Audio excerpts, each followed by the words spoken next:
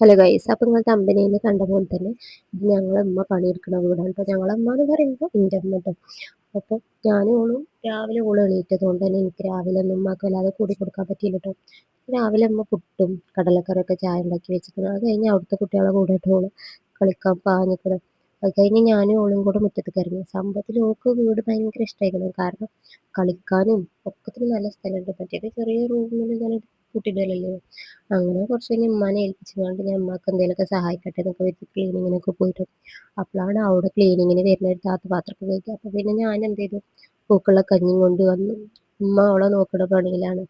അപ്പോൾ അങ്ങനെ പൂക്ക് കഞ്ഞിയൊക്കെ കൊടുത്തതിന് ശേഷം ഞങ്ങൾ കുളിക്കാൻ പോയി. റിച്ച് കുളിയാണ്. ബാത്ത് ടബിലൊക്കെ ഇരുന്നങ്ങാണ്ട് നല്ല കുളിയാണ് ആള്.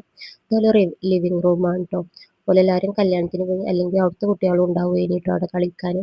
അങ്ങനെ ഓള് കുറഞ്ഞതിന് ശേഷം ഞാൻ ഓള് അലക്കാനുള്ള ഡ്രസ്സൊക്കെ കൊണ്ടുപോയി കണ്ട് അലക്കിട്ടോ.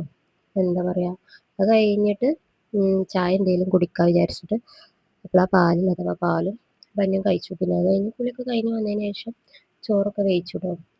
ചോറിന് സാമ്പാറും ഉപ്പേരി മീൻ പൊരിച്ചതൊക്കെ ആയിരുന്നു അവിടുത്തെ അന്ന് ഫുഡ്.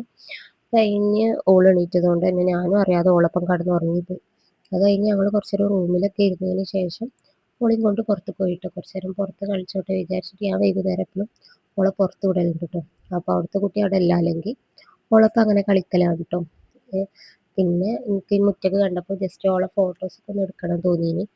അപ്പം കുറച്ച് ഫോട്ടോസും കാര്യങ്ങളൊക്കെ എടുക്കാമല്ലോ എന്ന് വിചാരിച്ചിട്ട് അങ്ങനെ പുറത്ത് വിട്ടതാണ് ട്ടോ.